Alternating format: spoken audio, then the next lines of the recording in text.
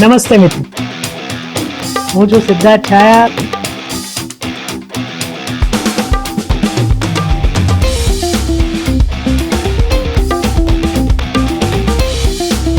તો સ્વાગત છે તમારું સિટ ટોક્સમાં.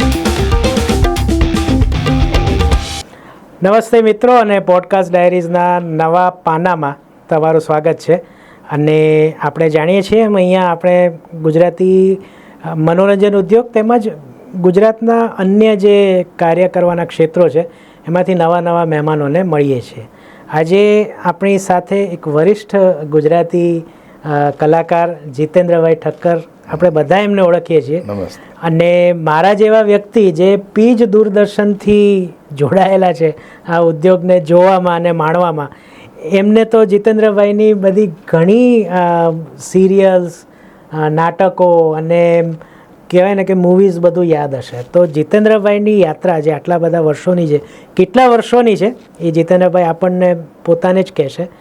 એના વિશે આપણે આજે ચર્ચા કરીશું. ઉપરાંત એમણે આ આખા વર્ષોમાં શું ફેરફાર જોયો ગુજરાતી મનોરંજન ઉદ્યોગમાં, સિરિયલ્સમાં અને ફિલ્મોમાં, એના વિશે પણ આપણને કહેશે. જીતેન્દ્રભાઈ, મોસ્ટ વેલકમ તમારો પોડકાસ્ટ ડાયરીઝમાં. અને આજે બહુ સરસ વાતો જાણવા મળશે કે આપણો મનોરંજન ઉદ્યોગ ક્યાં હતો અને ક્યાં પહોંચ્યો.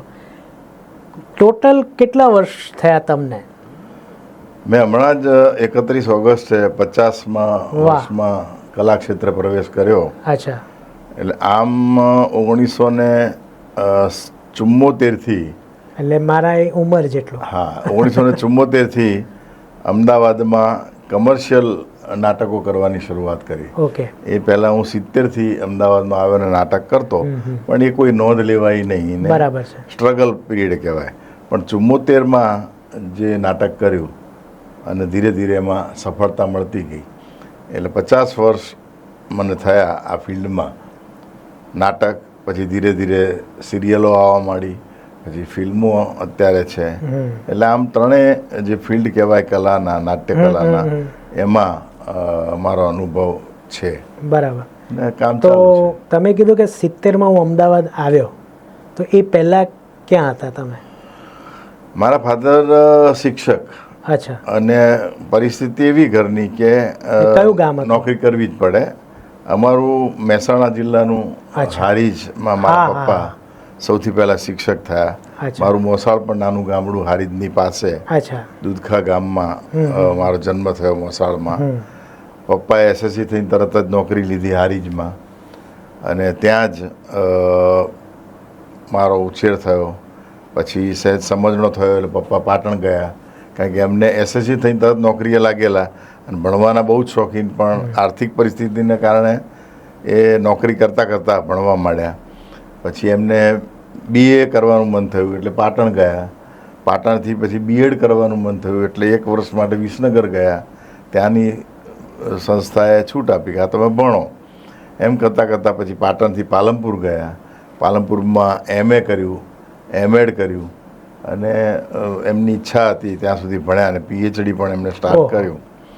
પણ એટલે કહેવાનો મતલબ એમ કે પપ્પા શિક્ષક, નાટકનો એમને શોખ, સ્કૂલમાં એ જ નાટકો કરાવતા, પાલનપુરમાં એકેડેમી ચલાવતા હતા ડ્રામાની, અને નવા નવા છોકરાઓને તૈયાર કરતા. એટલે અમને વારસામાં જ આ કળા મળી, અને હું પાટણમાં સ્કૂલમાં, પાલનપુરમાં નાટક કરતો. પણ એ જરા મને કંઈ એટલી બધી બહુ સરસ ફાવટ નહીં. મારો નાનો ભાઈ બહુ સારો એક્ટર, અને એનું સ્કૂલમાં નામ. અને પછી થયું એવું કે અમે 70માં અમદાવાદ આવ્યા એટલે ભાઈને એમ થયું કે હું તો સ્કોલર સ્ટુડન્ટ, ફાર્મસીમાં હતો, આમ તો મેડિકલમાં જવાનો, પણ એને મેનેન્જાઇટિસ થયો અને બધી તકલીફો પડી, એટલે એણે કીધું હું મેડિકલના બદલે હવે ફાર્મસીમાં જાઉં. અને ફાર્મસીમાં એ યુનિવર્સિટીમાં ફર્સ્ટ, પણ એણે પછી નાટકો છોડી દીધા. અને પછી મેં પિકઅપ 70થી પકડીને મારે તો હવે આ હીરો જ થવું છે. અને પછી 70થી મારી કારકિર્દીની અમદાવાદમાં શરૂઆત. બરાબર છે. એટલે અમદાવાદમાં આવ્યા તો તમે જે 4 વર્ષની સ્ટ્રગલ કરી, તો એ શું પીરિયડ હતો? કારણ કે કોઈ પણ એક્ટર આજે પણ પહેલી વાર આવે છે તો એને સ્ટ્રગલ કરવી પડે છે. એ જમાનામાં તમારી શું સ્ટ્રગલ હતી? એટલે હું પાલનપુરમાં ભણતો ને જ્યારે 9મા ધોરણમાં, આઈ થિંક 8મા કે 9મા ધોરણમાં હતો, હા, તો એ વખતે જીતેન્દ્રનું ફર્સ્ટ પિક્ચર આવેલું. હા. અને મારું નામ હતું જ્યોતિન્દ્ર. અચ્છા. કારણ કે મારા પિતાજીને જ્યોતિન્દ્ર દવે લેખક બહુ ગમે, એટલે એમને એમ હતું મારો દીકરો હાસ્ય લેખક કે હાસ્ય કલાકાર થાય, બરાબર. એ મારું નામ એમણે જ્યોતિન્દ્ર પાડ્યું. અચ્છા. પણ 9મા ધોરણમાં મેં આ ફિલ્મ જોઈ જીતેન્દ્રની, એટલે મને એમ થયું કે આપણે તો જીતેન્દ્ર જ છીએ. એટલે મેં કોલેજમાં મારા સ્કૂલમાં મારા મિત્રોને કહી દીધું, હવે મને જ્યોતિન્દ્ર નહીં કહેવાનું, હવે મારું નામ જીતેન્દ્ર. અને બસ એ વખતે મને એમ મનમાં થઈ ગયું 9મા ધોરણમાં મારે એક્ટર થવું છે. બસ એ વખતે સ્પાર્ક થયેલો, અને જીતેન્દ્ર જેવા જ એક્ટર થવું છે કે. અને પછી એનું છાપામાં વાંચું કે 50 વર્ષનો હોવા છતાં યુવાન લાગે છે. મેં એ વખતે પ્રાર્થના કરી ભગવાને, મને 50 વર્ષ સુધી તું હીરો રાખજે. એના બદલે હું 60 વર્ષ સુધી હીરો રહ્યો. અને પછી મારું નામ જ્યોતિન્દ્ર, સરકારમાં પણ હું જોડાયો સાંસ્કૃતિક ખાતામાં. તો ત્યાં પણ મારું નામ જ્યોતિન્દ્ર જ હતું. પાસપોર્ટમાં હજી હમણાં સુધી જ્યોતિન્દ્ર હતું, પણ પછી બધા ઓળખે જીતેન્દ્ર તરીકે, બહુ તકલીફો પડતી હતી. એટલે પછી મેં એફિડેવિટ કરાવીને જે કંઈ કરવી પડે સરકારમાં એમ કરી પછી મારું નામ જીતેન્દ્ર કર્યું. ને હવે મારો પાસપોર્ટ બધું જીતેન્દ્રના નામે છે, બાકી ઓરિજિનલ મારું જ્યોતિન્દ્ર નામ. પણ આ મને થયું કે હવે મારે એક્ટર જ થવું છે. અને પછી હું અમદાવાદમાં આવ્યો ત્યારે બહુ તકલીફ, એટલે કોલેજમાં નાનો રોલ આપે ના આપે, પણ કોલેજમાં પહેલાં જ વર્ષે એક નાનકડો 1 મિનિટનો રોલ હતો, એમાં મને બેસ્ટ એક્ટિંગ પ્રાઇઝ યુથ ફેસ્ટિવલમાં મળ્યું. ત્યારે બધાને ટ્રસ્ટીઓને પ્રિન્સિપાલોને બધાને થયું કે આ છોકરો કંઈક જોરદાર લાગે છે. અને પછી મને લીડ આપવા મળે કે મારી જોડે જે એક્ટર્સ હતા એમાં મહેશ વૈદ નોન ફેસ, ચિમનભાઈ પટેલના સન સિદ્ધાર્થભાઈ, એમ બધા સાથે. મારા કરતાં એ લોકો 2 વર્ષ સિનિયર, પણ કોલેજમાં નાટક કરીએ એટલે સાથે હોઈએ. બરાબર છે. તો એ બધા, અને મહેશ વૈદ તો એ વખતે પ્રચાર શો કરતો, જે સરકારના શો હોય તો 10 રૂપિયા એમને કવર મળતું પર શો. પણ એટલે મારી આગળ સ્ટાઇલો મારે જોયું, અમે તો બધા પ્રોફેશનલ આર્ટિસ્ટ ભાઈ 10 રૂપિયા મળે છે એમના પર શો. મને થતું આપણને આવું કામ મળે તો સારું. મહેશ વૈદને હું કહું કે ક્યાંક લઈ જજે, હવે ના તમને કોઈ. એટલે આવું બધું સાંભળીએ. અને એ વખતે મેં મનમાં નક્કી કરેલું કે આ મહેશ વૈદ આમ આપણી આગળ તો આને જ હું મારા ડાયરેક્શનમાં કામ કરાવડાય છે. એ મનમાં મેં નક્કી કર્યું. અને પહેલું જ નાટક કર્યું એમાં મેં મહેશ વૈદને જ કાસ્ટ કર્યો કે ભાઈ હું ડાયરેક્ટર પ્રોડ્યુસર, તારા રોલ કરવાનો. બદલો લઈ લીધો. હા, અમે બહુ સારા મિત્રો, આજે પણ બહુ જ પ્રેમાળ માણસ. પણ એ તો સ્વાભાવિક છે કે આજે કોઈ સ્ટાર હોય અને હું એની પાસે જઉં તે 5-10 મિનિટ મને જ્યાં ના ઓળખતો ત્યાં સુધી મારી જોડે એ જરા સ્ટારગીરી કરવાનો જ છે. પણ મને થયું મારે નાટકો કરવા છે, પણ મને કોઈ લે નહીં નાટકમાં. દિનેશ શુક્લને મળીએ, અરવિંદ વૈદ્યને મળીએ, એ બધા નાટકો એ વખતે એમના ચાલતા. 1970 થી 74ની વાત કરું, કોઈ લે નહીં નાટકમાં. પછી મેં લાવો ને આપણે પ્રોડ્યુસ કરીને આપણે થઈએ. એટલે અમે પહેલું જ નાટક તારક મહેતાનું એક મૂર્ખની એવી ટેવ કર્યું. પછી 74માં, હા 74માં, 76માં પછી મારા મિત્રનું લખેલું નાટક આપણું કંઈક કરો ને કર્યું.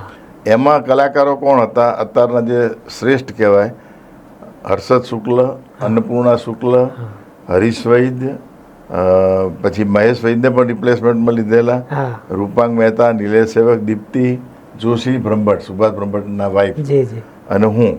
આ અમારી ટીમ. એ વખતે બધા કોલેજના બધા છોકરાઓ અમે બધાને ભેગા કર્યા, ચલો આપણે પ્રોફેશનલ કરીએ. અને સૌથી પહેલાં એ લોકોને કમર્શિયલ એમનું હિટ નાટક હોય આ બધાનું, તો એ મારું નાટક. અને આ બધા જ પછી સુપરસ્ટાર થઈ ગયા.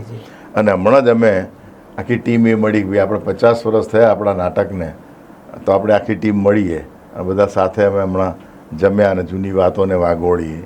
આમ કરતાં કરતાં પછી તો કમર્શિયલ નાટકો થવા માંડ્યા.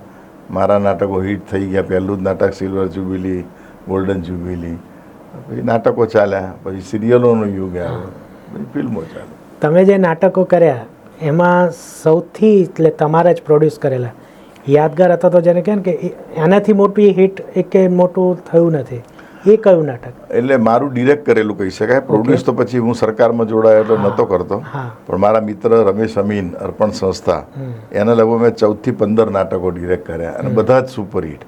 એમાં સૌથી વધારે ચાલ્યું હોય તો એ આંખે કંકુના સૂરજ આથમ્યા, લગભગ 500 ઉપર શો થયા. અમેરિકામાં પણ એના શો થયા. પછી જે મેં રોલ કર્યો હોય અને મને ગમ્યું હોય એ લોકોનું પ્રોડક્શન, હા એ ઉપેન્દ્રભાઈ ત્રિવેદીનું ડિરેક્શન, પાર્થને કહો ચડાવે માં. હા એમાં યુગાનુયુગ એવું થયું કે અરવિંદભાઈ ત્રિવેદી એ વખતે રાવણમાં, લંકેશમાં સુપર હિટ, અને એ જ અરસામાં નાટક થયું. એટલે અરવિંદ ત્રિવેદી એ નાટકમાં રોલ કરતા હતા, ખૂંખાર વિલનનો જબરજસ્ત રોલ કરતા, અને એ રોલ મારા ફાળે આવ્યો કારણ કે એમને ટાઈમ હતો નહીં. અને પછી એ નાટક મેં કર્યું ત્યારે ઉપેન્દ્રભાઈ મને કહે કે જો જીતેન્દ્ર, આમાં આંખોના જ ખેલ છે. આખા નાટકમાં અરવિંદ ખાઈ જતો બધાને, જો આંખોના ખેલ કરીશ તો આ નાટકમાં તું ચાલી છે. મેં એ ધ્યાનમાં રાખ્યું અને કુદરતી એટલું મારો રોલ સુપર ડુપર હિટ ગયો કે આખા ઇન્ડિયામાં અમે લગભગ 150 જેટલા શો કર્યા એના. અને દરેક શોમાં લોકો મને એટલે મળવા આવે ને બધા કલાકારો, મારાથી દૂર ભાગે. એમાં આપણા જયશ્રી પરીખની દીકરી પિંકી પરીખ એ વખતે નાની હતી, 8મા 9મામાં, સ્ટેજ ઉપર જયશ્રીબેન મને મળવા આવ્યા. જીતુભાઈ બહુ મજા પડી ગઈ. એટલે પિંકી આગી રહે કે ભાઈ આ અંકલ છે બહુ ખરાબ છે મમ્મી, હું એની જોડે નહીં જઉં. પછી મારે કે બોલ બેટા આવતી રહે, હો અંકલ સારા છે. એટલે એ રોલનો પ્રભાવ એટલો જબરદસ્ત. અરવિંદ અને એની સફળતા, અને અરવિંદભાઈ પોતે એક વખત જોવા આવેલા એટલે તો મારા બહુ ખુશ થઈ ગયા મને કે જીતુ તું હદ કરી નાખે છે, મારા કરતાં મને તે સરસ રોલ કરે છે. એટલે મારી ક્રેડિટ અને રંગદેવતાની કૃપા કે સરસ રોલ થયો. પણ એ મારી કારકિર્દીનો ધી બેસ્ટ રોલ, ખૂંધિયા વિલનનો રોલ હતો. ખૂંધવાળો વાંકાવાળીને 3 કલાક ચાલવાનું, બરાબર, બહુ મજા પડી ગઈ. તમે કીધું હું સરકારમાં કામ કરતો, એટલે તમે જોબ પણ સાથે કરતા, તો એ હું 84માં હું જોડાયો સરકારમાં, યુવક સેવા અને સાંસ્કૃતિક પ્રવૃત્તિઓ વિભાગમાં. અચ્છા. હું ડ્રામાના ઓફિસર તરીકે જોડાયો. 5 વર્ષ પછી હું સહાયક નિયામક થઈ ગયો અને લલિત કલા એકેડેમીના સચિવ તરીકે હું નિવૃત્ત થયો. Very good. એને બી આજે 10 વર્ષ થઈ ગયા. બરાબર. પણ કલા માટે જ નોકરી મેં સ્વીકારેલી, ને તો ઈચ્છા હતી નહીં. અને કલાકારોના ઘણાના કામ કર્યા, ઘણાને મદદ કરી છે. અને આખી સરકારમાં સાંસ્કૃતિક ખાતામાં જે 2 કે 3 સ્પર્ધાઓ અને 2-3 કાર્યક્રમો હતા, એના સિવાયના જેટલા અત્યારે ચાલે છે બધા મારા બનાવેલા પ્રોગ્રામો, મારી સહીથી થયેલા. અને જે મને સંતોષ છે કે મેં સારું થયું આ નોકરી કરી, જેથી કરીને કલાકારોને હું લાભ અપાવી શક્યો, નવી યોજનાઓ દાખલ કરી શક્યો અને ઘણું બધું કામ કર્યું. અને અત્યારે તે હું ડ્રામા સેન્સર બોર્ડમાં હું એઝ અ ડિરેક્ટર છું જ, ઓનરરી. હવે ડ્રામા પછી આપણે 80sમાં આવીએ તો પીજ ઈસરોનું ચાલુ થયું, તો એ તમે ક્યારે એમાં આવ્યા અને એના અનુભવો શું? હા, શરૂ થયું તરત જ. અચ્છા. એની જાહેરાત હતી કે એ બધી ગ્રામ્ય લક્ષી હતી, બધી ગામડાને લગતી સિરિયલ. પહેલો જ કાર્યક્રમ મેં કર્યો તો એવું હતું કે તમને અડકાયું કૂતરું કરડે તો શું કરવું. એ બ્લેક એન્ડ વ્હાઇટ કાર્યક્રમ. હા. અને એમાં બતાવે કે આવું થયું, નામ કરવું, તેમ કરવું, ઇન્જેક્શન લેવા વગેરે વગેરે. પણ અમને એ બહુ જ ક્રેઝ હતો, કેમેરાની સામે આપણે આવવાનું, પાછા આપણે દેખાઈએ અને લોકો આપણે જુએ. એટલે અમે ખેડા બાજુ, નડિયાદ બાજુ જઈએ તો આખો ચાહક વર્ગ હોય, એમને ચા નાસ્તો બધું મફત કરાવો તમે. એ વખતે અમને 50 રૂપિયા શરૂઆતમાં મળતા. પછી અમારો ગ્રેડ સુધાર્યો, એ ગ્રેડમાં હું આવી ગયો એટલે 150 રૂપિયા મળવા માંડ્યા. પણ એ 150 રૂપિયા અમને બહુ જ લાગતા કે 150 રૂપિયા, કંઈ રીતે નાટકમાં અમને 50-75થી વધારે કોઈ આપતું નહોતું. અને આ 150 રૂપિયા, અને પાછું સિરિયલ બધાને દેખાઈએ આપણે બ્લેક એન્ડ વ્હાઇટ. પછી ધીરે ધીરે કલર, હા એ જ ને. પછી કલર સિરિયલો શરૂ થઈ, પછી દૂરદર્શન ચાલુ થયું. દૂરદર્શનની પહેલી કમર્શિયલ સિરિયલમાં પણ હું જ હતો, કોને હતી એવી ખબર, નરેન્દ્રભાઈ ત્રિવેદી. અને પછી જે સુપર ડુપર હિટ શરૂઆત થઈ દૂરદર્શનની ક્લિક સિરિયલ જેને કહેવાય, એ ભેદીલાલ. રવિવારે સવારે 8 વાગ્યાનો ચંક આ લોકો એમ આપ્યો કે ભાઈ અમને આપો, એટલે ફ્લોપ થઈ જાય. 8 વાગે કોણ જો રવિવારે.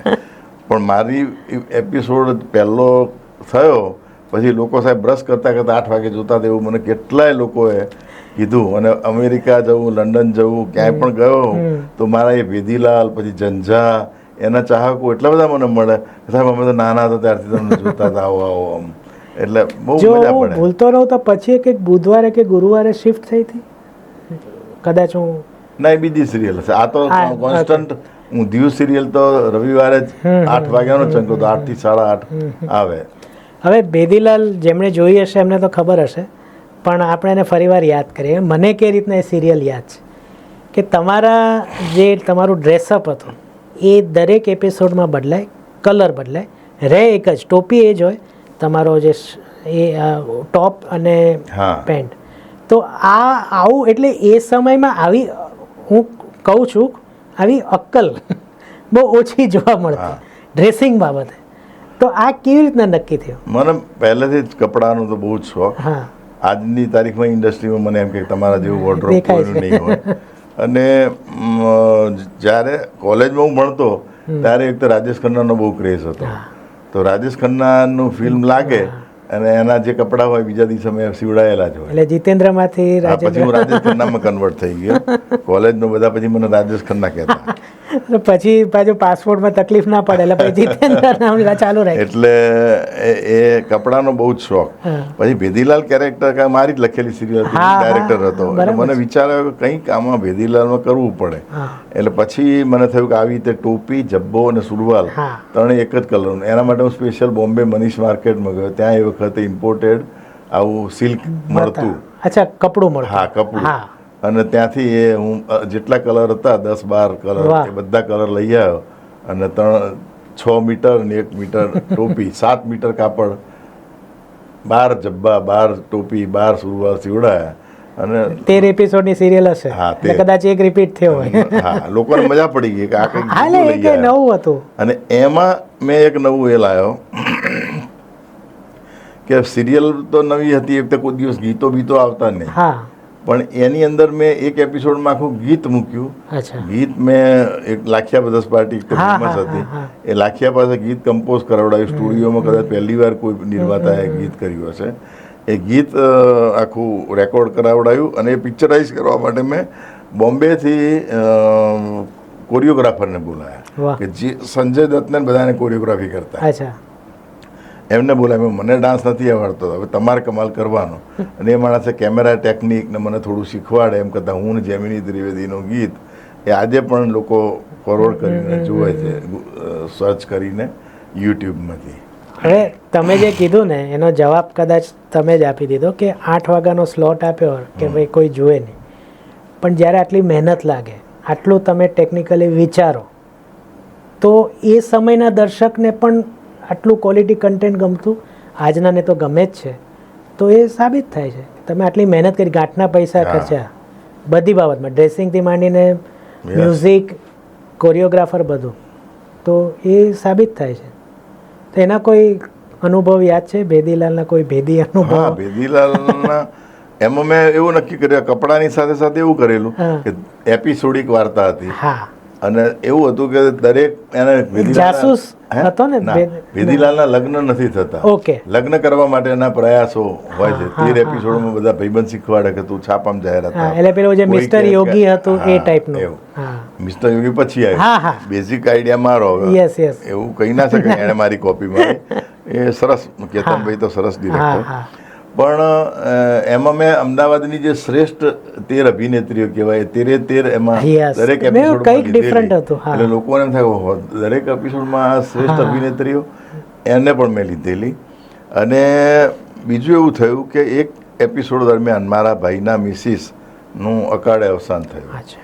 અને સગો ભાઈ અને આટલો મને પ્રેમ કરે એટલે એમને અમે જવું જ પડે. એટલે મારે કચ્છ જવાનું થયું અને મુંડન કરાવવાનું થયું. અને વાર્તા શૂટિંગ તો ચાલુ જ હતું.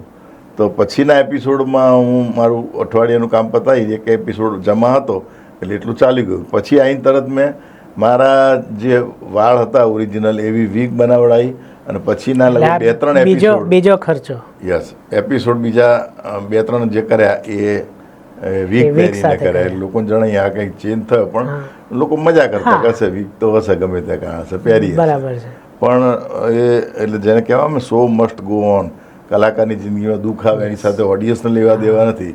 એટલે મારા મનમાં દુઃખ હતું, ઘરે આવું હતું, છતાં પણ લોકોને મેં હસાવ્યા. ત્યાર પછી થોડો આપણે લાંબો જમ્પ મારીએ તો એક ડાળના પંખી, મારા ખ્યાલથી ટીવી એટલે દૂરદર્શનના ઇતિહાસમાં આટલી લાંબી ચાલેલી સિરિયલ.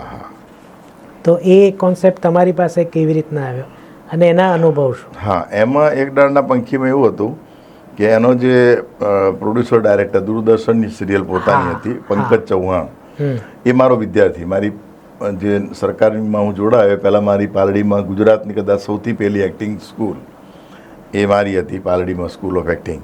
એનો અમારો આ વિદ્યાર્થી પંકજ ચૌહાણ, એટલે એને મારા બહુ પ્રેમ હતો જ.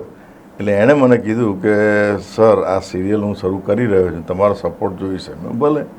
એ બેઠા અને કાસ્ટિંગમાં પણ મેં એને મદદ કરી કે આને લેવાય, આને લેવાય, આને લેવાય. એમાં પ્રલય રાવલ બી સુપર હિટ થઈ ગયા. પ્રલય રાવલ નોકરી છોડીને એકદમ કામ હતું નહીં, એટલે મને કે જીતુભાઈ જોજો હોય તો એ મને મગજમાં આવ્યું કે આ પડોશી ચૌદસિયા કાકાનું રોલ એને આપો. એટલે તરત જ એમને કાસ્ટ કર્યા અને એ આજે પણ મને એમ કહે છે કે તે મારી કારકિર્દીની આખી મારું આયુષ્ય વધારી દીધું. હું તો નિમિત્ત હતો, એ તો પંકજ ચૌહાણને ક્રેડિટ આપો, એણે મારું માન્યું, તમને લીધા. અને અમે એટલી લાંબી સિરિયલ ચાલી, 7.5 વર્ષ તો 2000 એપિસોડ ચાલ્યા. વળી પાછા એટલા ને એટલા રીટેલિકાસ્ટ થયું, એટલે 15 વર્ષ અમે લોકોને દેખાતા રહ્યા. એ લોકોને પણ એમ લાગતું કે આ સાચા જ પરિવારોનું સાચું જ કેરેક્ટર છે. અને અમે બધા એટલા બધા ફેમિલિયર થઈ ગયેલા કે અમે લોકો બધા સાથે જમતા, વર્ષોના વર્ષો સાથે જમ્યા અને સાથે રહ્યા. એટલે આમ ઘરે જઈએ તોય ફાવે નહીં. એમાં એક પ્રસંગ એવો બન્યો કે લોકો મારી સાથે હર્ષા ભાવસાર મારી પેરમાં રોલ કરે અને લોકો એમ જ માને કે આ ખરેખર પતિ પત્ની છે. અમે એક જગ્યાએ બંને જણા જજ તરીકે ગયા હતા, તો ત્યાં એનાઉન્સમેન્ટ કર્યું કે હવે આપણી સમક્ષ જીતેન્દ્રભાઈ ભાવસાર અને હર્ષા ભાવસાર આવશે. અરે મેં તો હું જીતેન્દ્ર ઠક્કર છું ભાઈ, હું ભાવસાર. હે કે અલ્યા ભાઈ કે અમે તો એમ તમને ભાવસારનું ઠક્કર થયું હોત તો સમજી ઠક્કરનું ભાવસાર. એને એવું કરી નાખ્યું કે આ બેન ભાવસાર લખાવે છે, ભાઈ ભાવસારો તો જ લખાવે ને. કે એવો જ પ્રસંગ બન્યો. અમે લોકો, હું ને મારા મિસિસ ગયેલા અંબાજી દર્શન કરવા. તો દર્શન કરતા હતા, મંદિરમાંથી આમ સહેજ બહાર નીકળીએ ત્યાં એક કપલ આવીને ઊભું રહ્યું. એ બેન કે સાહેબ અમે તો તમને એક દાળના પંખીમાં ચોકસી સાહેબથી ઓળખીએ છીએ, બહુ મજા પડે છે તમારી. આમ તેમ. ઓકે. પછી મને આમ જોઈને મને કહે છે ભાભી નથી આવ્યા? છે ને, આ રહ્યા ને. મેં કે આ નહીં, પેલા આ સાચા છે ભાઈ, પેલા તો સિરિયલમાં હોય, એ કંઈ રોજ ફરતા ના હોય. એમ કે અમે તમને સાચા જ સમજીએ. તમારી વાત સાચી છે, કારણ કે 14 વર્ષ સુધી તમે જોયા જ કરો એટલે તમને એવું લાગે. પણ એટલે લોકો પણ અમારા સાથે એવા ઇન્વોલ્વ થઈ ગયેલા અમારી વાતમાં, એટલે એમને લાગે કે સાચું, અને અમને પણ એટલી જ મજા પડી કામ કરવા. એટલે થેન્ક્સ ટુ પંકજ ચૌહાણ કે એણે આટલી મહેનત કરીને દરેક કેરેક્ટરને બનાવ્યા. આનું હું એક પર્સનલ ઉદાહરણ આપું. એક દાળના પંખી, મારો દીકરો આજે 18 વર્ષનો છે. તે વખતે એ અમુક મહિનાનો હતો, 8-9 મહિનાનો. 4-4:30 આઈ થિંક સિરિયલ આવે, બરાબર ને? તો ત્યાં એનું ઘોડિયું પડ્યું હોય. એટલે મારા વાઈફ ને મારા મમ્મી શરૂઆતમાં ખ્યાલ આવી ગયો, જેવું એનું ટાઇટલ ચાલુ થાય ને, ગમે તેટલી ઊંઘમાં હોય એ ઘોડિયું પકડીને આમ બેસી જાય ઘોડિયામાં. પછી એ જોવે ને પછી પાછો સૂઈ જાય. એટલે ખ્યાલ આવે કે ભાઈ આની તો ઊંઘ બગડે. એટલે છોકરાનું એવું હોય કે કોઈક વાર 2:30 વાગે સૂતું હોય, કોઈક વાર 3:30-3:45 સૂતું હોય. એટલે એ પેલું ધીમું કરી નાખે તો એના કાનમાં જાય ને એ ઊભો થઈ જાય. એટલે જો બાળકો સુધી એ સિરિયલની આ હતી છે સંગીત. અચ્છા, એમાં ભૂલતો નહોતો તો મલ્હાર પણ હતો કે નહીં? એક દાડકા નાના યશ આવેલો. હા, કોક હતો એવું મને ખ્યાલ છે. યશ હતો. અને પ્રેમ ગઢવી છે અમુક એપિસોડ પછી મારા દીકરાના રોલમાં હતો. એ પ્રેમની પહેલી જ સિરિયલ. બરાબર. બહુ વળતો, બરાબર નથી કરતો, પણ સરસ મજાનો દીકરો અને સરસ કામ કર્યું. અને અત્યારે તો બરાબર છે. એટલે સિરિયલો શરૂ થઈ અમદાવાદ દૂરદર્શનમાં, પછી તો પ્રાઇવેટ ચેનલો પણ આવી. હા. તો એમાં કોઈ અનુભવ ખરો? પ્રાઇવેટ ચેનલમાં ઝી ગુજરાતી એ હતી. એમાં પણ મેં સિરિયલ ડૉક્ટર તરબૂચ કરેલી. અચ્છા. એ પણ મારી લખેલી ને બહુ જ હિટ હતી. એમાં 1-2 એપિસોડ એટલા સરસ ગયા પહેલાં જ શરૂઆતમાં. એટલે કાજલભાઈ છે એ જોયા અને એ મને કહે જીતુભાઈ તમારે મને આમાં લેવી જ પડશે, કે મને મજા આવે છે, લખો મારા માટે. તો આવી જતા રહે. તો એના માટે મેં પછી 2 એપિસોડ લખેલા અને એને પણ બહુ જ મજા પડી રોલ કરવાની. શૂટિંગ હું લગભગ મારા ઘેર જ કરતો એ વખતે, પોસાય નહીં. એ લોકો એટલા ઓછા પૈસા આપે, મારા ઘેર જ શૂટિંગ કરું. 4-5 કલાકારો જ હોય અને એ તે ટોકન પૈસા લેવા કલાકારોને લેવાના, કારણ કે પોસાય નહીં, એ લોકો કેમેરાને એવું લઈને આવે. બરાબર છે. પછી ટીવી શરૂ થયું, એમાં પણ મેં કર્યું, મોટી બા સિરિયલ કરેલી આપણા સંદીપની, હા, મજા પડી એમાં. અને બસ પછી તો મેં જે બધી ચેનલો શરૂ થઈ પણ મેં પછી કામ નથી કર્યું, કારણ કે ફિલ્મોમાં વ્યસ્ત રહું, હા. સરકારી નોકરી હોય અને મને પોસાય પણ નહીં એ પુરસ્કારમાં કામ કરવું. આ જ્યારે સિરિયલોનો દોર ચાલતો હતો ત્યારે નાટક ચાલુ રહ્યા કે પછી એનો સાથ છૂટી ગયો? ના, નાટક પછી મારે છોડવા પડ્યા, કારણ કે સરકારમાં હું જોડાયો ને પછી મને મારી જવાબદારી એવી પોસ્ટ હતી, એટલે સરકારમાં હું ગમે ત્યારે મને મિનિસ્ટર બોલાવે, મારા સેક્રેટરી બોલાવે, એટલે પછી એ બોલાવે ને હું હાજર ના હોઉં, એના લીધે મેં કાયમી એક સિરિયલ બોમ્બેની જે પહેલી જ શરૂ થયેલી એમાં સંજય ગુરડિયાની, એમાં મારું લીડ કેરેક્ટર હતું, પણ એમણે કીધું 25 દિવસ મુંબઈ રહેવું પડે, મને તો ના ફાવે, એટલે આવા ઘણા બધા કામ મેં છોડી દીધેલા, કારણ કે નોકરી અગત્યની અને એ મને ગમતી હતી એટલા માટે કે હું કલાકારોનું કંઈ કામ કરી શકું, એટલે હું એના ભોગે મારે કંઈ નથી કરવું. નોકરી છોડ્યા પછી હું ફિલ્મોમાં ફૂલ ફ્લેજ થયો, બાકી ફિલ્મો પણ મેં એ પહેલાં ગણતરીની 1-2 કરેલી. બરાબર છે. તમારી અત્યાર સુધીની વાત પરથી એ તો થાય છે કે જે નાટક કે જે સિરિયલનું પ્રોડક્શન તમે કર્યું હોય એમાં તમે ક્વોલિટી સાથે કોઈ સમાધાન ના કર્યું. આપણે બેદીલાલનું ઉદાહરણ તમે સરસ આપ્યું. તો એ સમયમાં, અને તમે બીજું પણ ઉદાહરણ આપ્યું કે ભાઈ પોસાય નહીં એટલે અમુક જ ફીસ, તો આ તંત્ર આર્થિક તમે કેવી રીતના પહોંચી વળતા? એટલે તકલીફ તો પડતી જ હશે, પાછું ઘર પણ ચલાવવાનું. હા, નાટક તો મને ગમતા જ હતા, એટલે હું પ્રોડ્યુસર તરીકે શરૂ થયું મારું કામ, કારણ કે કોઈ મને લેતું નહોતું અને નવા માણસને કોઈ લે નહીં, આપણે જ પ્રોડ્યુસર થઈને મારું ક્લિક થઈ ગયું કામ, પછી ચાલવા માંડ્યું. પણ નાટકો મારા ચાલતા આર્થિક તો મને લગભગ કંઈ મળતું જ નહીં, કારણ કે એ જમાનામાં પહેલો શો મને ખબર 900 રૂપિયામાં આખો શો આપેલો, હોલ ભાડુંની એમના માથે ઓર્ગેનાઇઝ, પણ 900 રૂપિયામાં અમારા 800-850 કલાકારોને સેટવાળાને લાઇટવાળાને વેચવાનું થાય, 50 વધે તો આપણે ઓકે ચલો 50 વધે વાપરી નાખીએ. મને મારા ફાધરનો બહુ જ સપોર્ટ, એમણે ક્યારેય નાટક કરતો ત્યારે મારી જોડે પૈસા માગ્યા નથી અને હું આપી નથી શક્યો, કારણ કે નાટકમાં કંઈ આવક જેવું હતું નહીં. જ્યારે મારું એક મૂરખ નેગેટિવ નાટક પ્રોડ્યુસર તરીકે ચાલતું ત્યારે બહારગામ મારા મમ્મીને ના ગમે હું જવું, તો મેટાડોર મને એમાં જવાનું હોય, એસટીમાં જવાનું હોય, રાત્રે 2 વાગે 3 વાગે ઘેર આવીએ, એટલે પછી હું એવોઇડ કરું, બી ચલો હું રો નથી કરતો, મારું રિપ્લેસમેન્ટ કરી લો. અને જે માણસ મારો હતો જતીન જોશી, અત્યારે અમેરિકા છે, એ છોકરો બહુ જ મારો પ્રેમી, એટલે એને કહું તારા રોલે કરવાનો અને આ બધાને કવર વેચી દેવાના, અને 50-100 રૂપિયા વધશે તને લાગે મને આપજે, નહીં તો બધા કલાકારો ચા પાણી નાસ્તો કરી પાછો આવજો, એટલે કશું સરવાળે મારા હાથમાં ના આવે. પણ આપણને એમ થાય ચલો આપણા શો ચાલે છે, કલાકારોને મળે છે પૈસા અને આપણો શોખ પોસાય છે, એવી રીતે. એટલે નાટકોમાં લગભગ ક્યારેય આજ સુધી મને કંઈ મળ્યું એવું મને ખબર નથી. 25 શોમાં 50માં શોમાં મને મળ્યું હશે તો મેં બધા કલાકારોને પાર્ટી આપી છે, બધાને ગિફ્ટો આપી. એ વખતે કે ચલો 25માં શો, એ વખતે બેગ આપવાનો રિવાજ હતો, કોઈ શો કરે ને તો બેગ આપે લખેલી 25માં શો પ્રસંગે, તો સ્પેશિયલ એના કારખાનામાં જઈને સસ્તી પડે એટલે બેગો લઈ કલાકારોને ભેટ આપી. એટલે નાટકોમાંથી તો કંઈ આજ સુધી મળ્યું નથી. પણ પછી પાછું હું સરકારમાં જોડાઈ ગયો, એટલે નાટકો પ્રોડ્યુસ કરવાના બધું બંધ થઈ ગયું. સરકારી નોકરીમાં ચાલે એટલે સિરિયલોમાં મળે તો ઠીક છે, ના મળે તો કંઈ નહીં. અને એ સરકારે મને એ શરતે મંજૂરી આપેલી કે કંઈ પણ આવક થાય એ તમારે બતાવવી પડે અને એનો ટેક્સ ભરવો પડે. ઓકે, સરકારી કામને વાંધો ના આવે એ શરતે મંજૂરી આપવામાં આવે છે, એવું મને મારા સેક્રેટરીએ લખી આપ્યું, એટલે થયું કામ.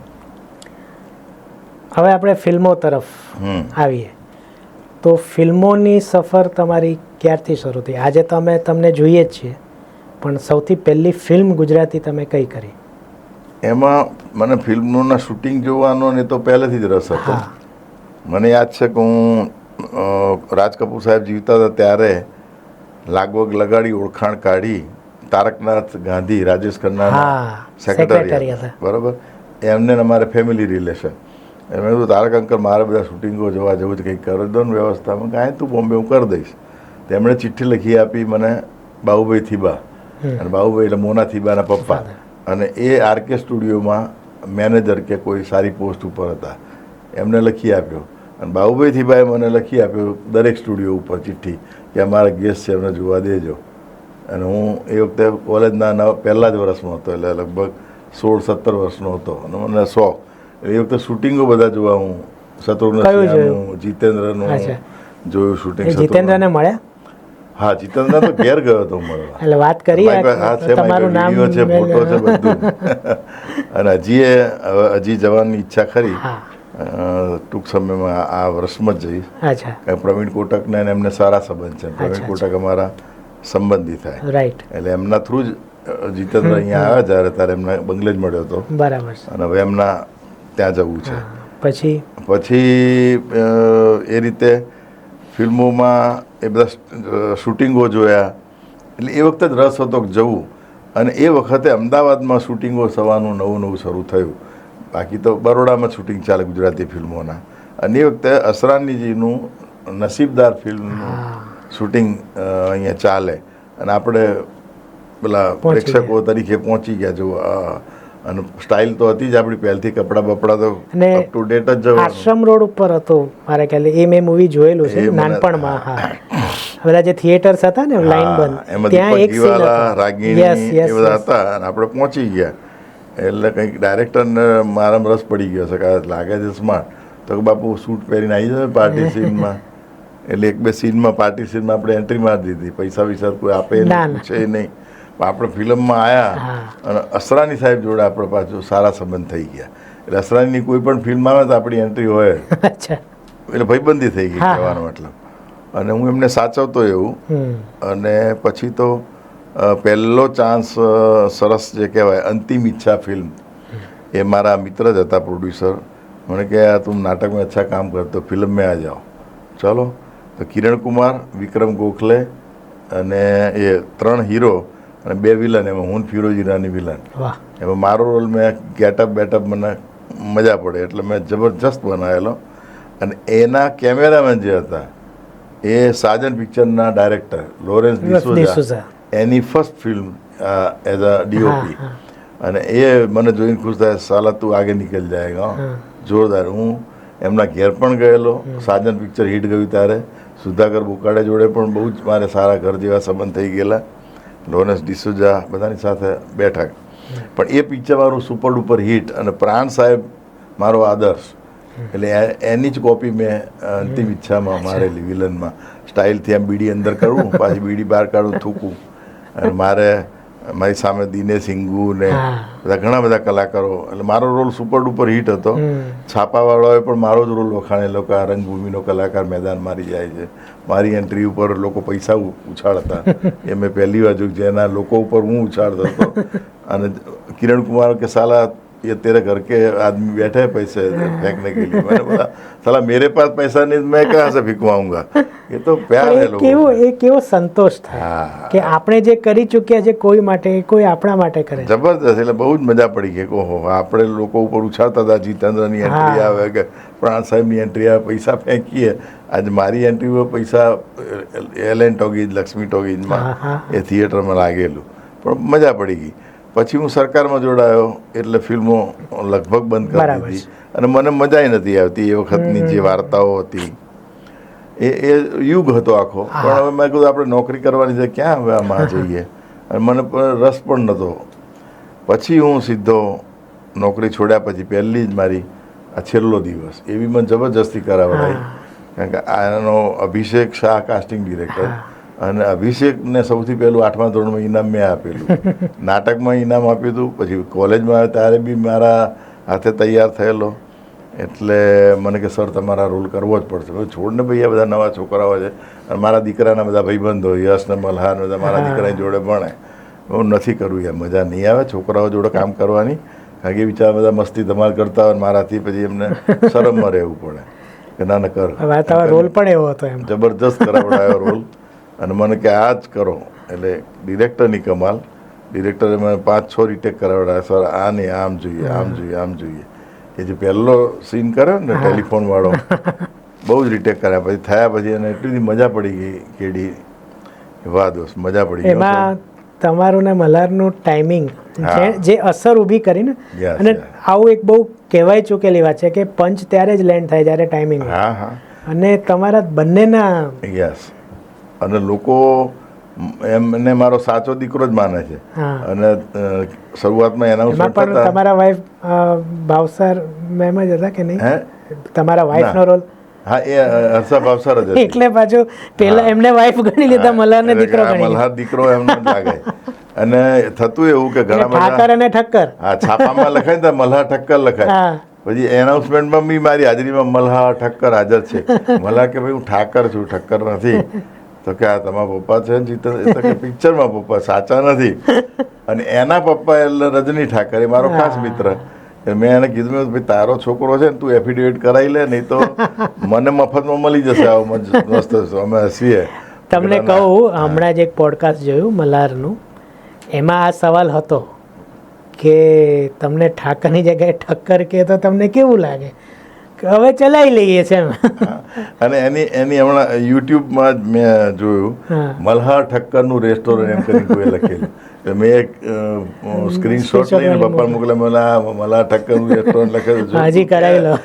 પછી રજનીનો ફોન આવ્યો એના પપ્પાનો. હા. મને કે જીતુભાઈ જો કેવું થયું? મેં શું થયું? મને કે હમણાં નવી ગાડી લીધી ને મલ્હારે, તો એનો વીમો ઉતરાયો ને, તો કે મલ્હાર ઠક્કર લખન આવ્યું. મેં કીધું દોસ્ત ગાડી એવું લઈ છોકરો એવું લઈ તું હજી કંઈક કર. એટલે લોકો, જેમ મેં સિરિયલની વાત કરીને એમ અમારા બેનું ટ્યુનિંગ જોઈને લોકો એમ જ માને છે કે આ એનો દીકરો છે. અને અમે લોકો 1 મહિનો સાથે ઓસ્ટ્રેલિયા પણ અચ્છા, ચીફ ગેસ્ટ ગયા હતા. ઐશ્વર્યા મજમુદાર, કીર્તિદાન ગઢવી, અરવિંદ વેગડા, બધાના શો ત્યાંના ઓસ્ટ્રેલિયા વાળા રાખેલા. અને એને લખેલું કે ભાઈ father and son duo as a chief guest. એટલે મજા પડી. એટલે આ કોઇન્સિડન્સ જ છે કે તમારા સાથી કલાકારને પત્ની પણ બનાવી દેવાયો છે અને દીકરો પુત્ર પણ પણ. પછી શું ત્યાર પછી છેલ્લો દિવસમાં તો હા એ ક્લિક થઈ ગઈ ફિલ્મ. મેં જોઈ ત્યારે મને એમ લાગ્યું કે આપણે કંઈ બહુ મોટા મોર માર્યા નથી અને ફિલ્મમાં કંઈ મજા નથી. પણ આજે પણ તમને કહું યુટ્યુબ ઉપર એ ક્લિપ્સ છે, હા, બહુ જ એમાં જોવાય. તમારા વાળી ક્લિપ્સ બહુ જોવાય છે. સખત જોવાય. જ્યારે કાલ મારા ઘરમાં ખૂબ જોવાય અરે છે. તમને કહું, હું હમણાં યુથ ફેસ્ટિવલમાં 3 દિવસથી ગેસ્ટ તરીકે જજ તરીકે હતો. હા. તો જીવીએસ કોલેજના પ્રિન્સિપાલ બહુ મજાના માણસ છે. પણ એ આયા ને એટલે મને કહો તમારે તો હું બહુ ચાહક છું, એમને મારા ડાયલોગ એ બોલવા માંડે. જીવીએસ કોલેજના પ્રિન્સિપાલ જો બોલવા માંડે એટલે હદ થઈ હદ થઈ ગઈ કહેવાય કે આપણા ચાહકો કેટલા બધા. એટલે મને આનંદ થયો કે જીવીએસ જેવી કોલેજના પ્રિન્સિપાલ મારા ડાયલોગ બોલતા હોય તે આપણી 100% સફળતા જ છે. નહીં તો આમ પબ્લિક બોલે કે તમે ભાઈ ગયા ગુલભાઈ ટેકરા લોકો તમારા ડાયલોગ બોલતા હોય તો બોલે તો હોય. પણ આ ઇટ્સ અ ક્રેડિટ. બરાબર છે. પછી કઈ ફિલ્મો તમે જે તમને યાદ રહી ગઈ? હા, પછી મને જે મેં રોલ લગભગ કર્યા છે મને ગમ્યા જ છે. માય બેસ્ટ ફ્રેન્ડ દાદુ, હા, એની અંદર મેં પારસી જજનો રોલ કર્યો, જસવંત ગાંગાણીની હા, film. હા, હા. અને કાન્સ ફેસ્ટિવલમાં એ ગઈ ઓકે. અને પસંદ થઈ. તો એટલે એ રોલ મારો સરસ હતો. પછી એ જ કૃષ્ણદેવ યાજ્ઞિકે મારી પાસે જબરજસ્ત રોલ કરાયો, ઇન્સ્પેક્ટર ડેની જીગર. હા હા હા, કમિશનર. હા, એ રોલમાં તો આ બધા ઊંધા પડી જતા હતા. યશ સોની કે સર તમે બધા અમને બધાને ખાઈ ગયા છે. મેં તો કોઈ ખાઈ નથી. એ વાત સાચી છે. રોલ કરે છે પણ એ બધા કબૂલ કરતા હતા કે તમારો રોલ જબરદસ્ત. ઇવન ઈતુ કનોડિયા મળે તો હજી મને કે જીતુભાઈ તમારો બાપુ રોલ જોરદાર યાર. મને તો એ જ ગમતું હતું બહુ. એટલે એ સરસ હતો. પછી શું થયું મેં પાછું મલ્હારના ફાધરનો, એવા જ ચીડિયા ફાધરનો રોલ કરેલો. એટલે લગભગ તો મેં જે ફિલ્મો કરી, નાના રોલ કર્યા હોય તો પણ મને મજા પડે એવા, અથવા તો રોલને હું ડેવલપ કરીને ડિરેક્ટરને કહું મારે આવું કરવું છે તો કરું, ક્યાં કરો. એટલે મજા પડી. હમણાં ઇન્ટરવ્યૂ ફિલ્મ આવી, એમાં ડિરેક્ટર છે ડીઓપી મારો ભાણિયો હતો, એ કે તમે રોલ કરો એ મારી ઈચ્છા છે. સેક્રેટરીનો. હા, તો એ નાનકડો કર્યો તો એ મારી રીતે મેં ડેવલપ કર્યો ને એને મને ક્રેડિટ એવી સૌથી બધાના નાના અક્ષર લખ્યું, નામ મારું મોટા અક્ષરે મહેમાન કલાકાર જીતેન્દ્ર ઠક્કર એવું લખ્યું. ફક્ત પુરુષો માટેમાં દાદાનો રોલ, દાદાના ફાધરનો રોલ. આમ જનરલી શું છે પ્રોડક્શન વાળાની વાત ફોન કરતા હોય. આ વૈશલભાઈનો પોતાનો ફોન આવ્યો પ્રોડ્યુસરનો કે સર તમારે આ રોલ કરવાનો છે, કેમિયો છે, કરશો ને? એટલે તમે ભાઈ તમે મને આટલું મોટું ફેમ આપી છે, છેલ્લા દિવસમાં તમને ના પડાય આવીને કરી મગના તમારો દાવનો છે એટલે કહી તમને વેસ્ટ નથી. ના, બરાબર છે. ના ના ચોક્કસ કરી છે. દર્શન ચરીવાલા ખુશ થઈ ગયો. અમે બહુ જૂના મિત્રો, અમે તુતારીના સંબંધો. એ મને કે મારે તમારી જોડે સંબંધ આટલા વર્ષથી છે, પણ કે પહેલી વાર સામે આપણે આયા. અમે હા, પણ પહેલી વાર આયા ને મારે તને ગધેડા બોલવાનું થયું. એટલે મેં કીધું એનું મને પણ એટલે એ ફિલ્મમાં એ ગધેડા એ વંશ પરંપરાગત દાદા બોલતા હતા, દીકરો બોલે. એમાં બી તમે જે છેલ્લે કહે છે ને કે નીચે જઈને સરખો રહેજે, એ તો એટલે તમારી જે સ્ટાઇલ છે ને એના તો બધા ઘણા ફેન છે. પાપ ઓછા કરજે ભાઈ. હા, એટલે એ તમે એક તમને કહેવામાં આવે કે તમારી સ્ટાઇલ આ છે તો તમે એ લોકોને એવું જોઈતું હોય એટલે મને કાસ્ટ કરે. મને કે આ તમારો જે ટોન હતો ને એ જ રાખો એમ. ચીડિયો ગુસ્સાવાળો જોઈએ તો હવે કંઈક નવું કરવાનું મન થાય છે કે ના હવે ચીડિયો કોમેડી કરીએ. એટલે એ લોકોએ જ મને એક બે વખત એવું કરાવડાયું એમની જ ફિલ્મો. બાકી બહાર મેં એવા રોલ નથી કર્યા. મેં આ કહું છું ને, મારી બેસ્ટ ફ્રેન્ડ દાદુમાં પારસીનો રોલ અદ્ભુત થયો લોકોને. એટલે કોમેડી કરીએ પણ હવે ચીડિયા સિવાય નહીં એમ. હા, આ હમણાં ફિલ્મ મારી એક લવ યુ બા, એમાં બધાએ જબરજસ્ત રોલ કર્યા છે, પણ મારી સિરિયસ સીન, સિરિયસ ડાયલોગ છતાંય પારસી જજ લોકો એટલો એપ્રિશિએટ કર્યો. એ જોઈને મને તારક મહેતામાં બી ફોન આવ્યો કે આપણે જેઠાલાલના ભાઈબંધ આવે છે એક પારસી, તો કરશો તમે રોલ? પણ હું ફ્રી નહોતો એટલે મેં ના પાડી. હમણાંથી મને મારું કમિટમેન્ટ છે, જોઈશું. એટલે આશિષ મોદી પણ મારો પરમ મિત્ર, એ મને કહે છે કે હવે તમારો નવો ટ્રેક ખોલીએ. કરીશું તારે, પણ લાંબા રોલ નહીં ફાવે. મુંબઈમાં બહુ લાંબુ રહેવું મને નથી ગમતું. હવે કોઈ ફિલ્મો ખરી આવે છે? હજી લગભગ 3 ફિલ્મો તો તૈયાર જ છે. 4 ફિલ્મો તૈયાર છે. સમયાંતરે નામ આપી શકો? આવા કરશે. હું ભૂલી ગયો નામ. અમારે એક અખિલ કોટકની છે, બહુ જબરજસ્ત ફિલ્મ છે, સ્ત્રી ઉપર છે આખું. અને એમાં હું ગામના નેગેટિવ સરપંચનો જબરજસ્ત રોલ કરી. મંજરી, એ ફિલ્મનું નામ મંજરી. એ તૈયાર છે, હવે ક્યારે આવે ખબર નથી. એટલે મારે એ જ પૂછવાનું કે તમે ફિલ્મોમાં શરૂઆત વિલન તરીકે કરી, તો હવે પાછું વિલન કરવાની ઈચ્છા થાય? બહુ જ, કારણ કે વિલનમાં તો મને બહુ જ મજા પડે. કોમેડી તો ખરી જ, પણ વિલનમાં શું છે કે લોકોને છેક સુધી તમને ઘૃણા મળે, અને પછી જે જાણકાર માણસ હોય એનો પ્રેમ મળે કે ના એક્ટિંગ સરસ કરી ગયા. અને મને હજી પણ એટલા બધા ગેટઅપ, એટલી બધી જાત જાતની સ્પીચની મને ઈચ્છા ખરી. પણ એ તો કોઈ રોલ આપનારું મળે તો કરીએ, બાકી ચાલે છે ચલાવવાનું. હવે આપણે છેલ્લા પ્રશ્ન તરફ આવીએ. તમે આખું 50 વર્ષથી આ, તો મનોરંજન ઇન્ડસ્ટ્રી ગુજરાતીની કેવી રીતના બદલાતા તમે જોઈ? તમે શું ફેર જુઓ છો? પહેલાં તમે કીધું પ્રમાણે જો મનોરંજનમાં કદાચ આજ સુધી પણ કદાચ હું ખોટો હોઈ શકું કે પૈસા એટલા નથી, પહેલાં પણ એ પ્રમાણે નહોતા, આજે એ પ્રમાણે નથી. તો શું તમે આમ ઓવરઓલ શું જોઈ રહ્યા છો, અથવા તમારે કંઈ ખાસ તમારું ધ્યાન પડ્યું હોય? પહેલાં જે ગુજરાતી ફિલ્મો થતી ને એમાં ટેકનિકલ બહુ જ ખામીઓ હતી, અથવા તો એ લોકોની પાસે પૈસા ના હોય, ગમે તે હોય. કેમ કે ત્યાં હિન્દી ફિલ્મોમાં જે કેમેરા વપરાતા હોય ગુજરાતીમાં નહોતા જ વપરાતા. હિન્દી ફિલ્મો ઈસ્ટમેન કલર એક વખતે આવતી હતી, ગુજરાતી ઓરવો કલર આવે, એવા બધા જુદા જુદા કલરો હતા.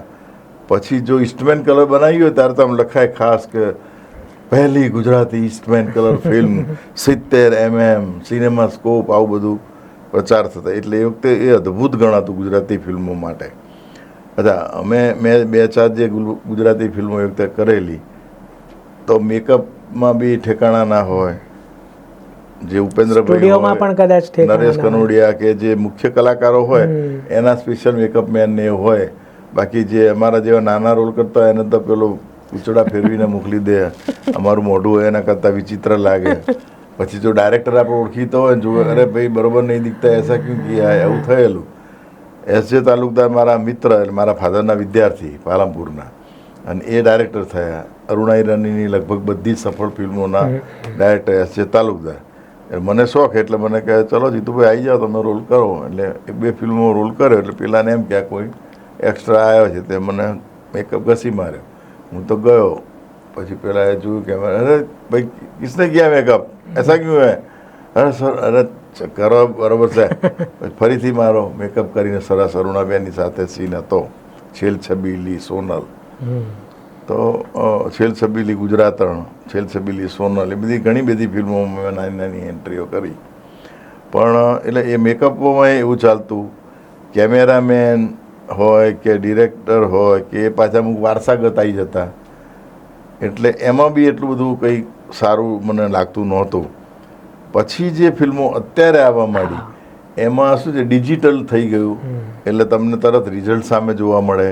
ડિરેક્ટરો જે છે કે કેમેરામેન છે, એ બધા ભણેલા આવ્યા, ફિલ્મોનું ભણેલા. પેલા બધા ભણેલા હતા પણ ફિલ્મોનું ભણેલા ના હોય. બાપા ડાયરેક્ટર હોય, બાપા કેમેરામેન હોય, એટલે પોતે કેમેરામેન થઈ ગયા, મેકઅપમેન થઈ ગયા.